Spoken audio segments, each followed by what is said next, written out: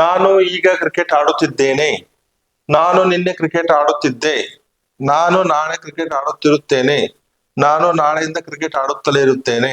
So ಹಾಗಾದ್ರೆ ಇದನ್ನ English ಅಲ್ಲಿ ಹೇಗೆ ಬರೀಬೇಕು, ಹೇಗೆ ಹೇಳಬೇಕು ಅನ್ನೋದನ್ನ ಹೇಳ್ಕೊಡ್ತಾ ಇದ್ದೀನಿ. ಸೊ ನಾನು ಈಗ ಅಂದ್ರೆ ಪ್ರೆಸೆಂಟ್ ಟೆನ್ಸ್ ಇರೋದ್ರಿಂದ I am playing cricket. I am playing cricket. ಕ್ರಿಯೆ ನಡೀತಾ ಇದೆ, ಈಗ ಸದ್ಯ ನಡೀತಾ ಇದೆ, ಇಲ್ಲಿ ಆಮ್ ಬರಬೇಕು. I am playing cricket. ನಾನು ನಿನ್ನೆ ಕ್ರಿಕೆಟ್ ಆಡುತ್ತಾ ಇದ್ದೆ. I was playing cricket yesterday. I was playing cricket yesterday. So ನಾನು ನಾಳೆ ಕ್ರಿಕೆಟ್ ಆಡುತ್ತಿರುತ್ತೇನೆ. I will be. Will be ಅನ್ಬೋದು ಅಥವಾ ಶಾಲ್ ಬಿ ಅಂತ ಹೇಳಿದ್ರು ಹೇಳಬಹುದು. I shall be playing cricket tomorrow. Playing cricket tomorrow.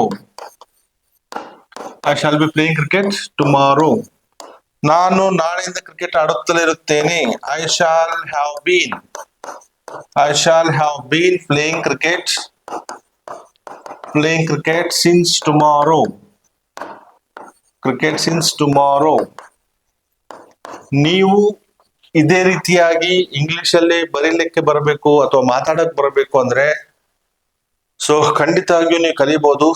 So ಅದಕ್ಕೆ ನಿಮ್ಗೆ ಒಬ್ರು ಟ್ರೈನರ್ ಬೇಕೇ ಬೇಕು. ಖಂಡಿತವಾಗಿಯೂ ನಾನು ನಿಮಗೆ ಆನ್ಲೈನ್ ಮೂಲಕ ಈ ರೀತಿಯಾಗಿ ಬರೆಯೋದನ್ನ, ಈ ರೀತಿಯಾಗಿ ಮಾತಾಡೋದನ್ನ ಕಲಿಸ್ಕೊಡ್ತಾ ಇದ್ದೀನಿ.